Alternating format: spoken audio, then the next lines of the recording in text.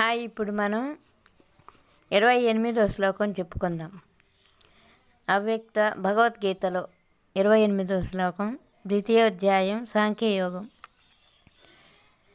అవ్యక్తాధీని భూతాని వ్యక్తమధ్యాని భారత, అవ్యక్త నిధాన్యేన తత్ర కా పరిదేవన. ఓ అర్జున, ప్రాణులన్నీను పుట్టుకకు ముందే ఇంద్రియ గోచరములు కావు. మరణానంతరం కూడా అవి అవ్యక్తములే. ఈ జనన మరణాల మధ్యకాలమునందు మాత్రమే అవి ప్రకటితాలు. ఇంద్రియ గోచరాలంటే మన శరీరంలో ఉండే ఇంద్రియాలు, ముక్కు, కన్ను, నోరు, నాలుక, ఇవన్నీ మనకి పనిచేసేవన్నీ. జీవం ఉండే మనలో జీవాత్మ ఉన్నంత వరకు ఈ శరీరంలో మన అవయవాలన్నీ పనిచేస్తాయి. అవి ఇంద్రియ గోచరాలు అగుచుండును. ఇటు స్థితిలో వాటికై పరితపించుట నిష్ప్రయోజనం. ఆత్మ సాక్షాత్కారం, ఆత్మ శాశ్వతం.